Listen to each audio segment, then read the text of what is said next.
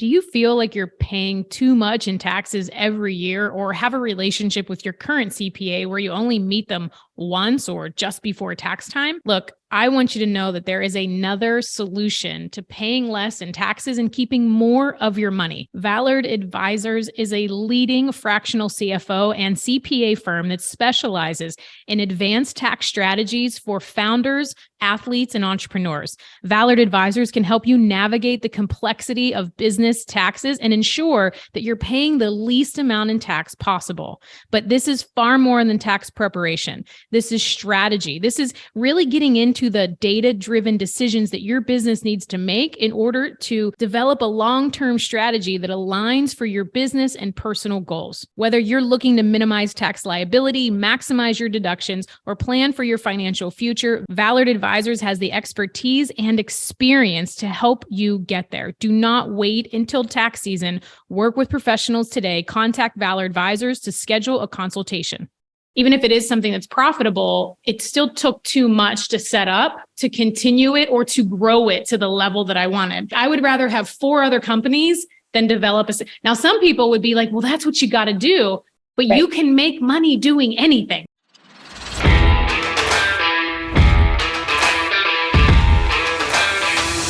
Welcome to Generation Wealth. I'm Candy Valentino, and I've been building businesses and generating wealth before I could legally order a drink.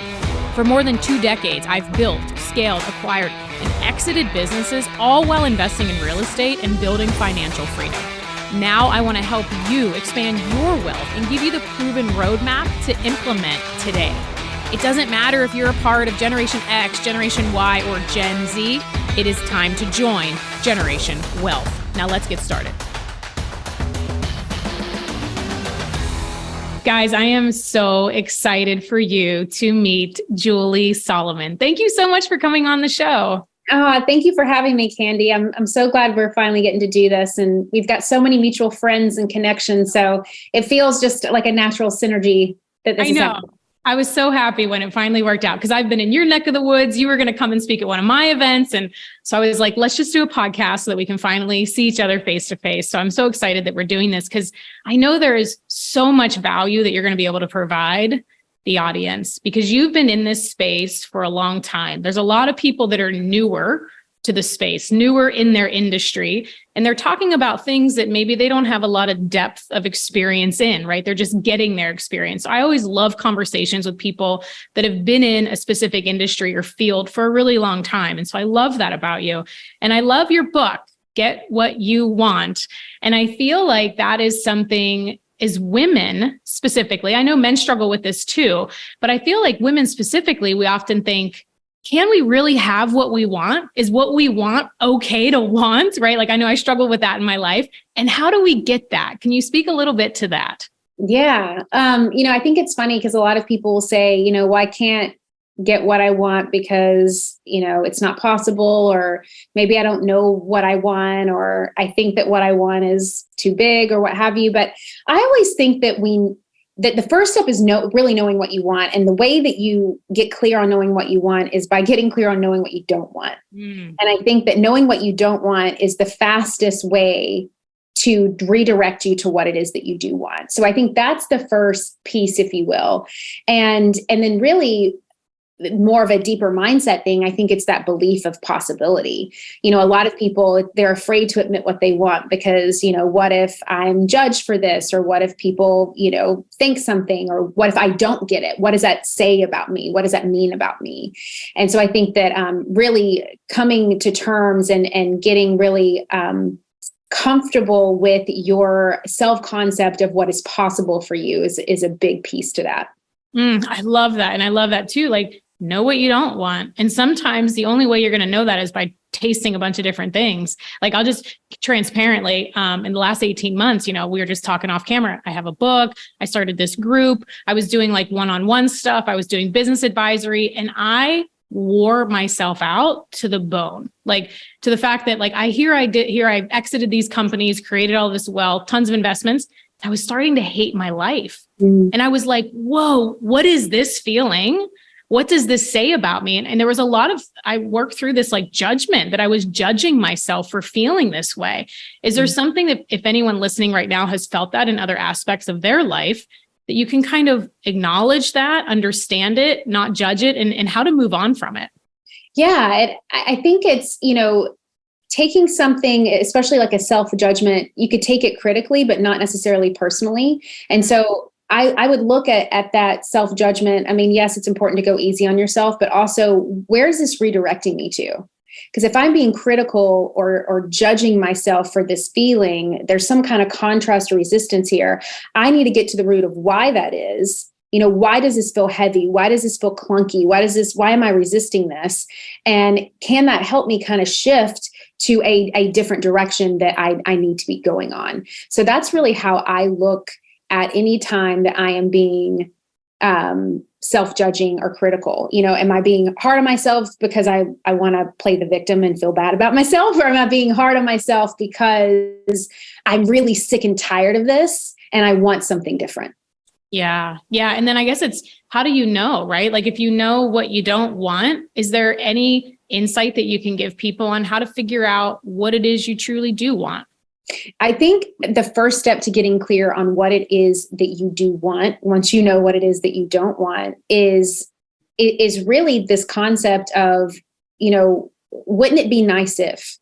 And I love this idea of like, well, wouldn't it be nice if I had a beach house? Wouldn't it be nice if, I was able to work 4 days a week and, I made money through these varying revenue streams? Wouldn't it be nice if? Because it keeps it a little kind of fairy tale like and ethereal, but it's also allowing you to see what really your deep desires are without judgment, because just wouldn't it be nice, without being critical. And so to me, I love that idea of wouldn't it be nice?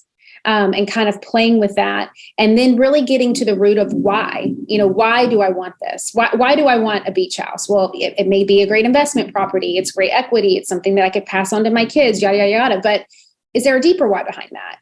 When I think about the beach house, do I think about the memories that we're going to be creating with our children? Do I think about, maybe one day having grandchildren and seeing them running around? Like, can I attach a deeper meaning and a deeper why to this that may be more legacy driven or even just greater than myself? Mm-hmm. And I think that when we can get to that place, it anchors it to a meaning that I think is necessary, because what ends up happening when we start going towards the thing that it is that we want, we have all of these things called excuses that come in the way. And I believe that your why for getting what you want or for wanting what you want in the first place has to be greater than any excuse that you're going to create or that will come your way of why you can't make that happen. That's so good. And so it's like, if everyone just did this after this interview, take 2 hours and just go sit somewhere and think about, wouldn't it be nice? And just let all of that come out and probably just journal it. But I feel what people do is then they're like, well, how can I get that?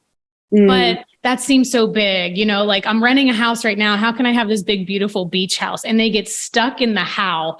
Is there anything that you can share about how not to get stuck in the how? Yeah. Well, instead of asking the question of how, instead ask yourself the question, what will it take? What would it take? Instead of, well, how can I do that? It's, well, what would it take to get a beach house? Like really, let's think about it. Okay. Do I first know where I want to? And I'm just using this beach house as an example because I started with it. Do I know where I want this beach house? Do I know how much it costs? Do I know how much I can put down? Do I know what the note's going to be if I'm going to have a mortgage? Do I know what those monthly payments are going to be? Like, can I get to the brass tacks of this and then start to reverse engineer it? And that's the thing that, Candy, I don't know if you see it, but that's the stuff that people don't do. Mm-hmm. They have these ideas of all this thing, all this stuff that they want in life, but they just keep it up here in this like ethereal fantasy place instead of taking it from fantasy to actual action. So what are the steps that I can start taking today to actually build this out and to see if this is possible and if I can make this happen? And of course I can make it happen. It's just a matter of when and what needs to happen in order to put the plan in place. And so I think that it's about taking the bigger idea and breaking it down into smaller bite-sized pieces that make it more consumable and tangible for you, no matter what it is. I love that. And it's so common. People have these big ideas and they think that the idea is the big part, but really what it is, it's the action that you take to get there. The execution And it's really not as hard as we think. But when emotion gets into play, when we get our feelings involved that aren't facts, then typically that's what trips people up from taking those steps forward. I see it all the time. It's like, oh, well, I'm not capable of doing this, or they have some story that they're bringing in that doesn't even apply anymore, but it was 20 years old or whatever, right? Like, this isn't for me. Meanwhile, there are people all over the world in every country that have beach houses. Like, it is not that hard, guys. Let's just figure out how we need to reverse engineer this. And that could be anything, right? We're just using that as an example. But I love that because it's like, what's the next action, right? What is just the next step to take? And I think too, oftentimes you mentioned this about like, maybe people are like, what are people going to think? Or is it okay for me to want that? And I think too, I see a lot of people pleasers, and even more so on the online space. When I kind of came out from behind the scenes of building companies, and then now I'm like in this personal brand space, oh my gosh, the amount of like people pleasing and nobody wants to say anything. It's almost like toxic positivity where nobody wants to hold anybody accountable for anything. Is there a way that you can identify that and maybe stop being a people pleaser, or have some boundaries around yourself so that you can go out and achieve these things without pissing everybody off? Yeah. I mean, I think the first thing is just to realize that in order to be successful, sometimes you're going to disappoint some people, and that's okay. And so I think it's about really getting to the root of, can I be okay if everyone doesn't like me? And if you can't, well, then maybe you still need to do a little bit of work on that. But if you can say, you know what, I think I'm still going to get up, and I think I'm going to survive, and I'm still going to be breathing air, and I'm still going to be, able to move and take care of myself and move forward. If there's people out there that don't like me, well, then it lets yourself off the hook a little bit. And so I think that's the first thing, is just really getting clear on too, like, why do you need everybody to like you? Like, where does this disease to please come from? And like, what is the ultimate outcome at the end of the day? As someone who used to be a massive people pleaser, I think the more that I rooted into my own confidence, my own direction on what I wanted my life to be and look and feel like, and when I really started living my life on reality's terms and not the terms of other people or other ideas, is when I was able to start to shed that a little bit. And I think that really came with just starting to acceptance, starting to accept other people, other places, other things, other situations as they are, and not as I wished them to be. Because I really think people pleasing is just another form of control. It's your way of trying to control a person or a situation by, oh, I'm going to act like this or say this or not say this so you'll like me. And so really, when you get to that root of like, well, where is this desire, this need to control coming from? You can, again, start to reverse engineer that and really get to the root of that. But I think that the acceptance piece to that, and really being aware of when it starts up, is the key with that, at least from my own experience. Yeah, I love that. And I think the world that we're in right now doesn't help having those boundaries up, right? It's attracting followers and getting likes and engagement. And then you have, so many people that I believe with good intentions saying like, your net worth is your network. So then everyone's just trying to network in communities and build these relationships and be friends with people that they're not really friends with, right? So it becomes all this surface level stuff. And I think, is there something that, I don't know if you've seen that, it's okay if you disagree, but I would love to know if you feel that. And if so, how can you still grant people grace, wish them well, but not necessarily have a relationship with every single person that you meet? Yeah. I mean, that whole thing of like networking for need. I mean, first off, you can smell it from a mile away. It's so disingenuous. It comes from a place of scarcity, and it's sleazy and it's slimy. And it's a form of sales that really never works. And so when you can come from networking from a true, authentic service-based place of, hi, I genuinely want to build a relationship with you, not, hey, what can I get out of this? Then that is going to always set you up for more success. And I think on the flip side of that, of how do you cultivate and create boundaries to where you're not just so available and accessible to everyone who may want to network with you, is just, again, getting really clear on your values when it comes to the people and relationships that you want to have in your life. Really being clear on that people pleasing piece of, I think that the space that we're in with networking and people pleasing is that it takes away this idea of critical thinking that I think we all need in order to grow and succeed and really just live in society. And if we can't think critically, if we can't reason things out, then it just kind of downplays everything and makes it all very similar and makes it vanilla. And at the end of the day, nobody follows vanilla. Nobody follows followers. They follow leaders. They follow people that can think critically, that do have something to say, that do put boundaries up, that aren't just open and available and not only just share themselves, but share their world with everybody. I think that there has to be a little bit of structure and mystique and mystery to anyone, whether that's networking, with to build relationships or whether that's building a personal brand. And I feel like that idea of networking and people pleasing and trying to gain followers and all of that can kind of meld into something really unauthentic if you don't watch it. Oh my gosh. And you said inauthentic. It's so funny how everyone's preaching to be authentic, but there's so much inauthenticity in the process.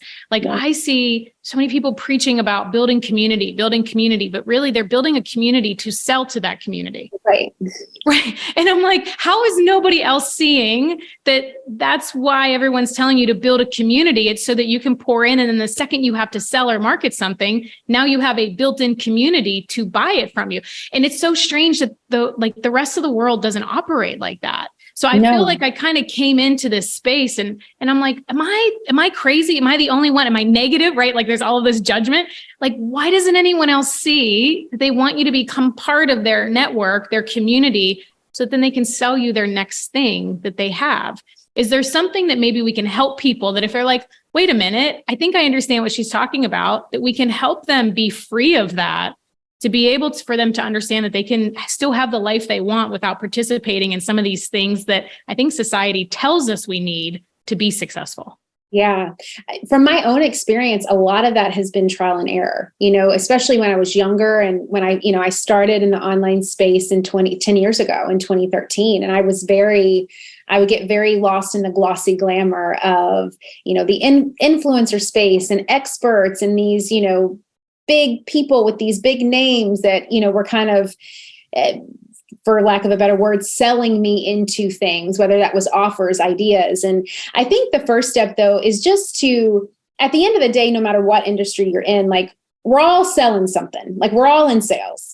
And I think that if you can start to embrace that in a really beautiful relationship-based, service-based way, it can be a really powerful and beautiful thing. It can be something that is used to transform lives, to impact people, to spread really positive messages.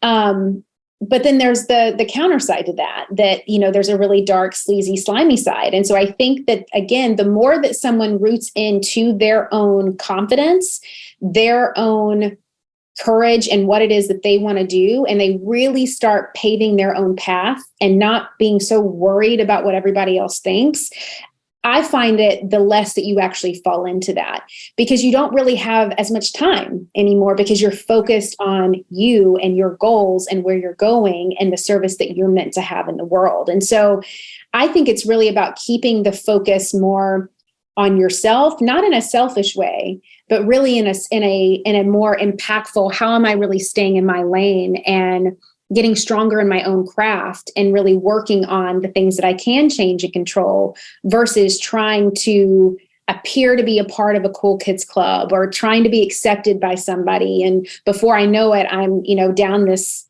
I don't know, maybe some multi-level marketing rabbit hole that I didn't even realize that I signed up for.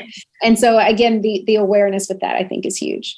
Yeah, so good. And I think too, that you have to kind of realize, if anyone listening and you're like, oh my gosh, I'm realizing that this is me, like no shame, no judgment, like everyone has been there at some point.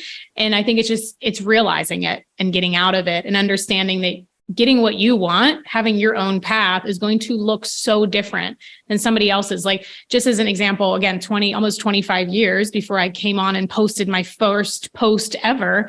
And here everyone was like, oh my gosh, you need to do this and you need to do this. And you like, right, there's all these things that need to happen because of somebody else's path to success. And meanwhile, I'm sitting here and I'm like, you know what? I've never had cheerleaders. Like I never had like I did all of this on my own, and maybe it was harder that way. But I also know that there's multiple different ways that you can build a company and that you can be successful. Can you maybe speak a little bit about that and some of your experience that you've seen working with people and how different success can look? Yeah. To me, that is the biggest red flag. If someone is telling you that their way is the only way, like run as fast as you can away from that, because they're just trying to sell you something.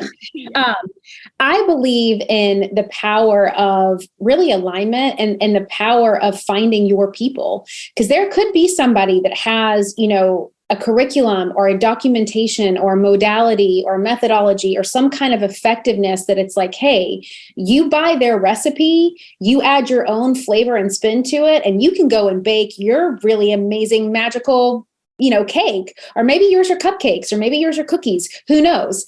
But, you can go and make it your own thing. And so I think that there's something about, for sure, investing in and aligning with a process or a method or a thought, even just a thought process, if you will, if you're aligning with somebody. And maybe finding a coach or a collaborator or a community in that. But I also know just from my own experience, as you do, Candy, is that you're going to learn best through your own trial and error. At least I have. And from my own redirections, my own failures, my own okay, that fell flat versus, oh, this is flowing and this feels really good. And this feels like it's gaining some momentum here. And you can't learn that from anyone. I don't think it can be taught. I think it's taught through your own life experience and your own process. And so I think that it goes back to, again, trusting yourself, having the confidence to trust yourself where you're at right now, not comparing your step 1 to somebody else's step 10, and not trying to fast track it or to, maybe align with someone who may not be the best fit for you because you're trying to fit yourself in some kind of box. And I think that, through especially my first few years of kind of growing up in the online space, that was the biggest kind of lesson that I took away from that. Yeah, because you learn from mentors or your mistakes. And even though people think that they can avoid the mistakes by working with a mentor, unfortunately, no, you're just going to minimize them. It's, like someone giving the best quarterback with the most potential, the playbook, they still have to run the plays. It still depends on what your offensive line is. It still depends on what the defense is that you're playing against. There's so many other variables. And for me, myself, what has helped me when I was much, much younger in my journey was being around other people doing it, so that you're at least in an environment of other people that are successful and want to, not just go out and binge drink and, party on the weekends, but also want a certain thing in life. Yeah. It's such an evolution, and it's constant of the things you need to learn and the mistakes that you need to make. And then I feel like no matter what mountain you climb, there is another mountain if you're going to continue to grow. So always. It's always, right? It's like another level, another devil. I think someone has the quote. And I think too, playing small, I've seen people, and I know you talk a lot about confidence, and I'd love to know your thoughts on people that are maybe they got to a certain level and they got comfortable. Personally speaking, I felt it was a lot easier to become successful when you had a lot of leverage, a lot of weight to become successful, because you came from, I came from poverty and abusive family, all of that. So it was easier that you had leverage to get there. When you get a level of success and have comfort, it's a little harder, because life's pretty good to get up and continue to push, right? So then what happens is you tend to play a little smaller. Is there maybe something, maybe twofold, what someone could do to evaluate if they're playing small? And if they are, a few things that maybe they can start to do in order to get that excitement and that leverage again? Yeah. I mean, I think that what you said is a great point, is that when you're coming from a place that there really is no other choice, but the way out, then you don't have any other choice. And that's kind of the beauty of it. The downside to choice is great, you've got now these different choices of what you can pick, but you have to be very aware and mindful of that complacency piece, or even I think just the ignorance. And I'll think back, a great example is, for those of us who were running Facebook ads in 2016, back when we could give Facebook $1 and they would give us $5 back, it's if I could only go back in time, how much money would I have given Facebook? All of it. I would have given Facebook all of the money.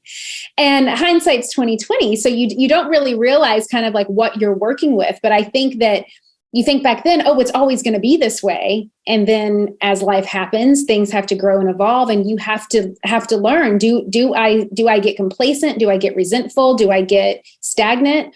Or do I have a deeper why and a deeper drive to keep that momentum going? And so for me, when it comes to that idea of really checking in, like, am I playing small? You kind of have to ask yourself, I think, are there excuses that I'm making a lot, like right now? Are there things that I'm avoiding? I think that's a big one. Am I clear on what my next level of expansion and growth is? Do I still have excitement in what I do? Because here's the thing, our passions are going to come and go. And there's going to always be things that we have to work on that are not fun and not exciting that you have to do in order to drive your business, drive your initiatives, whatever that may be for you. But is there still that deeper core enthusiasm of why you want to pick up the phone to do your work today, why you want to open that computer, why you want to press, live on the podcast? Do you still have that deeper momentum and that deeper drive? And I think it's about checking back in with that to see, am I really showing up in the way in which reflects that deeper meaning and that deeper why? Because I think that when it comes to taking a risk, or when it comes to going to a next level of growth and expansion, I believe that everything that I want to be or want to do or want to have is worth the risk, the pain, the challenge, all of those things. If not, then what are we doing it for? And so that's really what I look at. And I always want to carry in my thoughts and in my actions the person that I'm always evolving to be. And so that's how I kind of know if I'm not doing that, those are the indicators that I'm playing small. When I'm making excuses, when I'm falling kind of into that victim mentality, when I start to get resentful, when I start to get ungrateful for what I have. And you want to know the fastest way to lose your bottom is you start to be ungrateful for what it is that you have. The universe will take that so fast, you won't even know what's happened. So that's what I look at when I may be feeling those indications of playing small. Yeah. What are some of the things that someone may be listening and is like, oh my gosh, I am getting tripped up in that. Like, I'm not being grateful, because it is hard. It's easy to be grateful when everything's going great.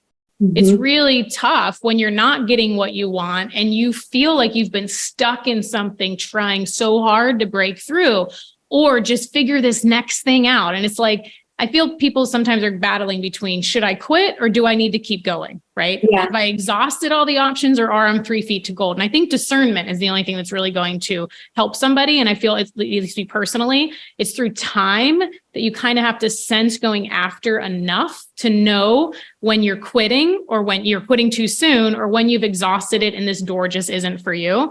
I don't know if you have a little hack for that, but I have felt, unfortunately, that there's no like step by step to know. I've just kind of had to almost instinctively know, like, have I actually tried everything? Is this giving me any enjoyment? If I were to win or get or earn whatever I'm looking to do, would it be worth doing this for another 3 months or 3 years? But I'd love to know, like, if there's anything in those moments that you kind of help people work through, or in your own mind, of when to know this door isn't for me, or I just need to keep on going forward. Yeah. Well, the first thing that I will do, because I believe that when we're getting to our place of asking ourselves that question of like, do I need to move forward or throw in the towel? We have to come from a place of not feeling like crap about ourselves. Because if we're coming from that place, then it's like, that's not really going to help. So what I like to do this, I do this at least every year. I may do it more than 1 year if I need it, but I will sit down and I will make a list of everything that I have gotten, achieved, accomplished that I never thought was possible. So whether that's in my personal life, in my professional life, it could be materialistic, it could have a deeper meaning to it, but I will list off everything that I have just received or created in my own life that I would have thought at one point was not possible. And that allows me to really see like, oh, wow, how far I've come, how much I've been able to accomplish and achieve. And I don't say that again, like in a materialistic or success-based way, but like in my life, like look at what I have been able to create from my own mind and my own ambition and my own desires. And that lights a fire. That always lights a fire in me. And it brings me back to that place of gratitude. And then when it comes to, okay, should I keep moving forward or not? the easiest thing that's helped me is that if I really stay centered and if I really get quiet and I'm thinking about, maybe it's an offer, or, maybe it's a team member that I've been working with for a while, or whatever it may be, I'll say, okay, does this experience, does this opportunity, does it light me up? Does it make me feel expansive? Does it make me feel excited? Even if it's hard, is there still something about it that's like, it's like a game. Like there's still more to unpack. There's still more to the onion that I have to peel back. Or does it make me feel restrictive? Does it make me feel clunky? Does it make me feel caught and heavy and resistance? And that is always a big indicator to me of like, something can be hard, but if I still have that deeper excitement and enthusiasm for it, there's still juice in the tank for me to see, okay, do I need to keep moving forward? Because I could be on the precipice of something great versus like, am I forcing something that maybe isn't here? The other thing that I'll look at, and this is, sometimes people don't, is just the data. Like, is the mathing? Like, what did the analytics and what did the stats say? And like, what does it really look like when I look at the brass tacks of something? There was a time several years ago, we had a lot of different multiple revenue streams happening in the business. And I basically just listed out what were the revenue streams based on highest, net profit all the way to the lowest. And then on the other side, I listed basically our time input. How much time was it taking myself and or my team members to execute on these things? And it was astounding to see like something that was like number 6 on the net profit list was like number 2 in output. And it's like, why are we spending so much time executing this thing that's number 6 when number 1, 2, and 3 isn't taking a lot of time? And if we just triple down on those 3 things, like we could probably make a lot more money and be a lot more efficient. And so I think that it's just really looking at the data, just simple things like that can really help as well. Yeah. Oh my gosh. So I'm a huge data girl. Anyone that listens to the podcast knows this. And I think it's always there. It's always in the numbers. It's always in the data. If we are just able to remove our emotion from it, yes, and listen to what it's saying, right? Like I even say this with clients, like people that are service-based and work with clients. Take a look at all of your clients and see what your profitability is on each. And what is the intake time? What is your team time? How much does it take to onboard? Do they have typical more questions than some of your other clients? Right. What's the energy suck? Yeah, right. The ones that drain the life out of you. Like, right. And be willing to be able to say no to some of those clients, to be able to allow them to go, and some other business will be blessed to have them because of where maybe they are in their journey, but really ranking it. And what is the lowest 20% of all of your, whether it's products or streams or revenues or clients, and what could you do to eliminate them? And imagine just focusing on the top 20%. And if you put 80%, Pareto's principle, if you put 80% of your efforts on that top 20%, what would your ROI be there? Right. And I think for at least me personally, I don't have a problem with it. When I view that, I'm just like red X. I'm just like done. Yep. And so I've closed so many things, either even if it is something that's profitable, it still took too much to set up, to continue it, or to grow it to the level that I wanted. Like I remember thinking this one, I was like, okay, so I can develop a sales team. I can have sales leads. I can have setters. And I was like, I do not want to do, like, I would rather have 4 other companies than develop now, some people would be like, well, that's what you got to do, but right, you can make money doing anything. So why not make it in a way that at least aligns with, like, the thought of having 14 salespeople, setters and closers was just like exhausting in my brain. And I'm like, if that's what it takes, I don't want to do it. So I think it's being okay to say that, it's being 1,000,000%. And just taking the time to really look at that. And if you're someone who maybe you don't think you're a numbers person, maybe you have a hard time looking at the data, just get somebody to help you. There's no shame in that. But the amount of change, quick change that it could create in your business and in your bottom line is huge and beyond worth it. Yeah. And it's like the one thing, investing somebody that knows numbers and can understand business data doesn't cost you money. It actually helps you make and keep more of what you already have. So I'm 100% agree. And we can't wrap up this podcast because I know that prior to you, 2016, you kind of coming into the online space, you were in PR, right? Yeah. You were in a whole other world. And I think there's so much value to at least touch on it. Because that kind of is what you started with, right? Pitch Perfect and how to like get brand deals and how to communicate your offers to people. Is there maybe just take a little snapshot of your genius and share with people that maybe they are in a business that they love.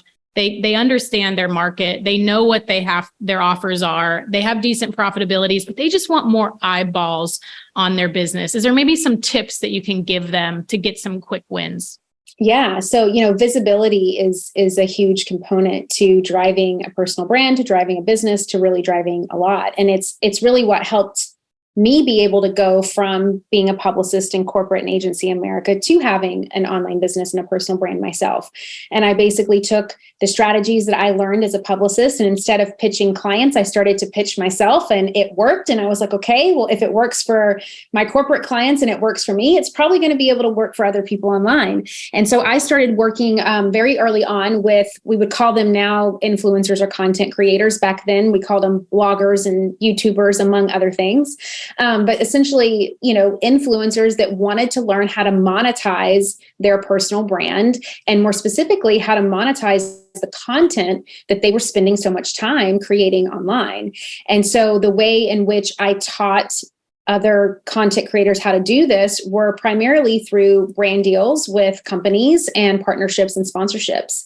But then, of course, there were some media components to that and all of that. So that really would be my biggest tip, is that if there's someone listening right now and they're like, okay, I've got a great personal brand, but I don't consider myself a quote unquote influencer. However, I would love the opportunity to start building relationships with brands and working with brands.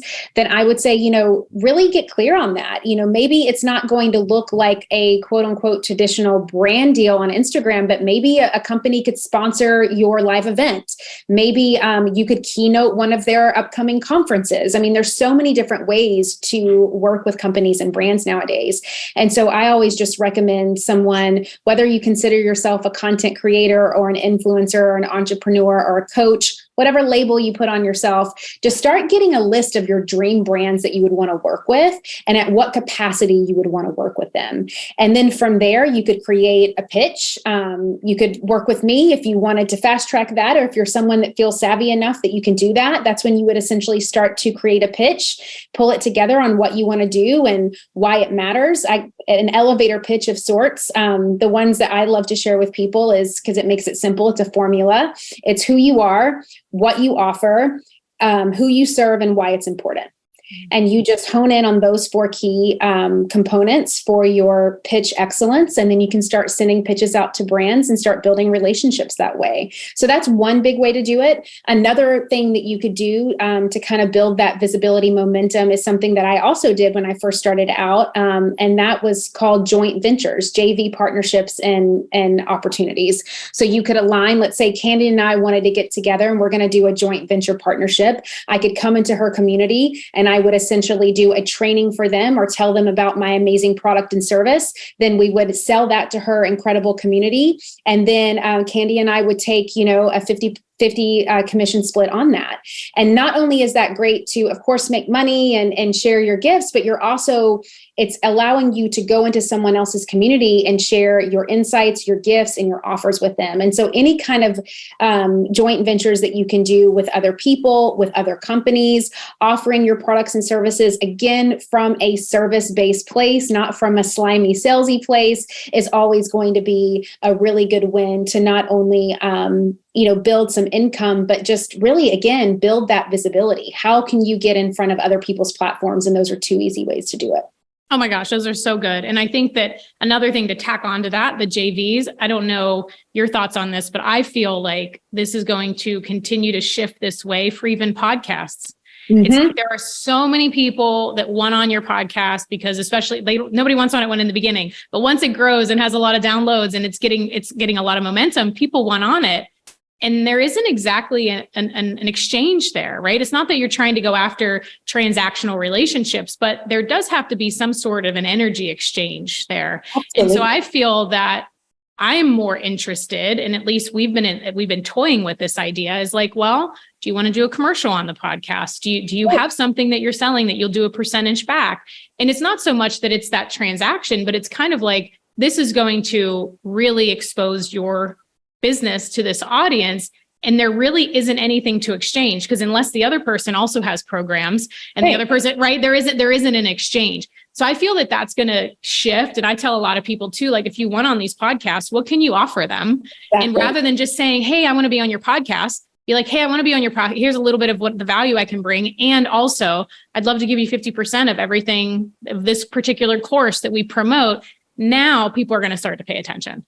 1,000,000%. And I think that, again, that it goes back to that networking piece that we were talking about earlier. It's not about networking for need. It's about networking to really build relationships and cultivate those relationships with other communities. And that is going to be the return on time, money, energy, investment of that is always going to be greater than paid ads. Are you just struggling to organically get your stuff out? I mean, that is the fastest and easiest way to grow, is to find those dream partners, those dream brands that you want to align with, and just allow yourself to think bigger.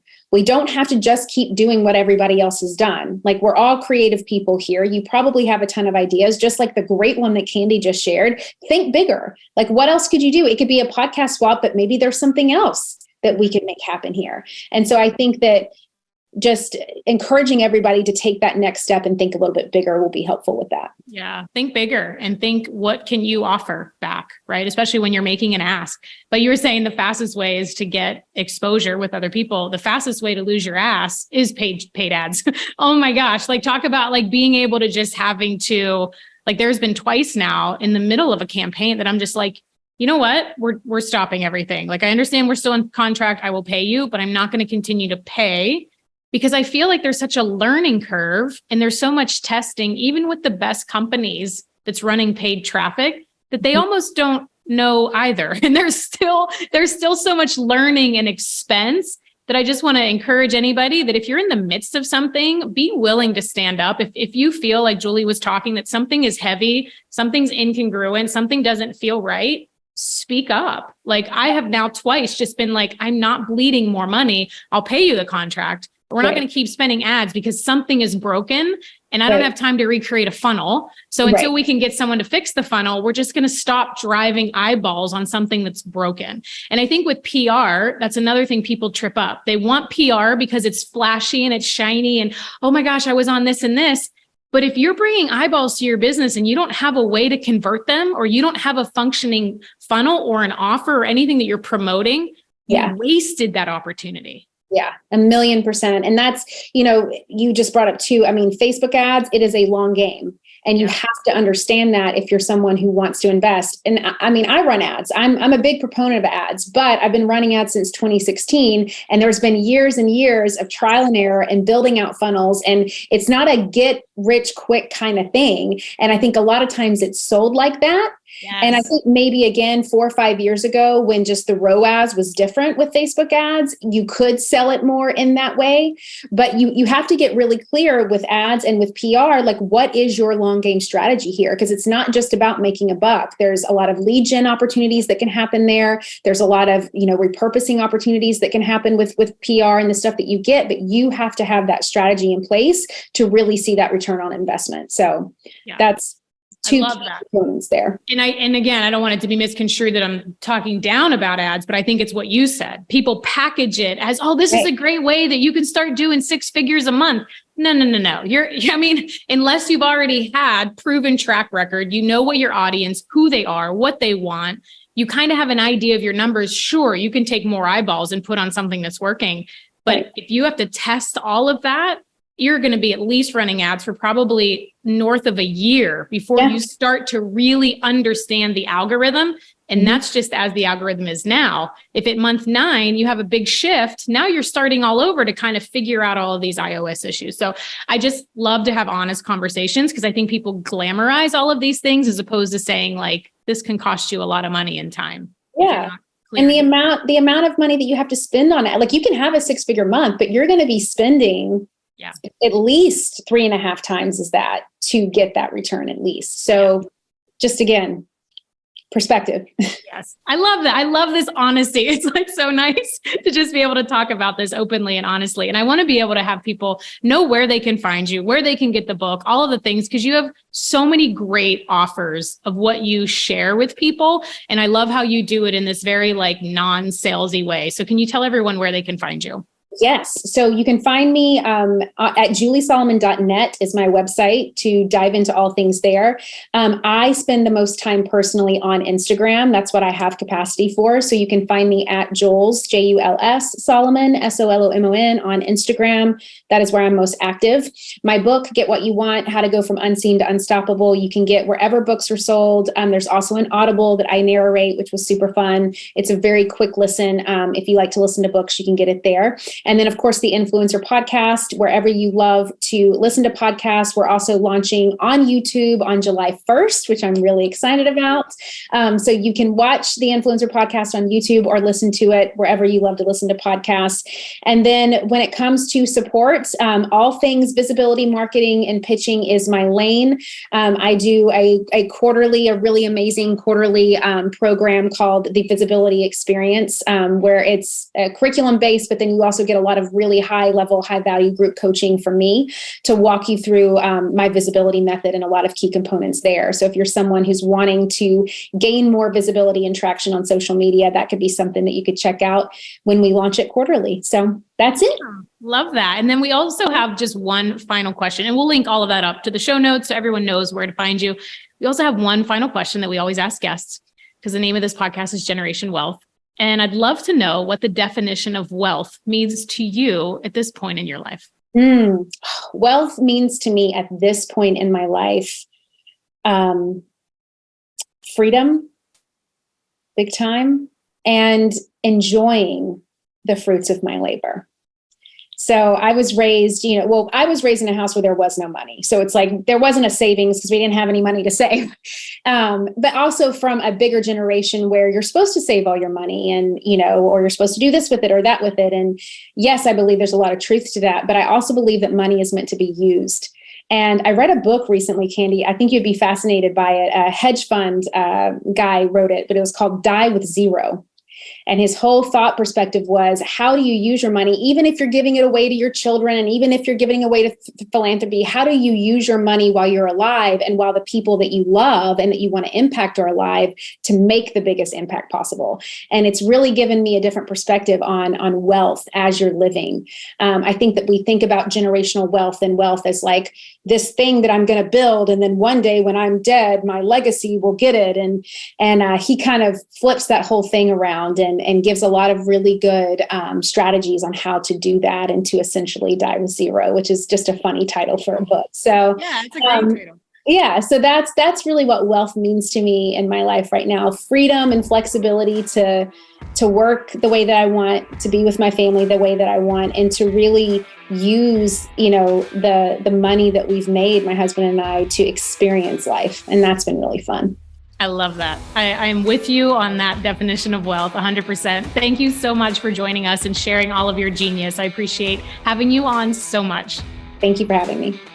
All right, guys, thanks so much for tuning in to another episode. And if you love this episode, I'm asking you for one huge favor. Share it. Tag me on social at Candy Valentino, or if you thought of someone during this episode who might benefit from the content, text it to them, send it to them. Make sure that you are tagging your friends in the comments if you see it on social. I would be so grateful if we could get this out into more hands, more ears, and to more people in the world. Okay, that's it for today. Thanks so much for tuning in. We'll see you next time on Generation Wealth.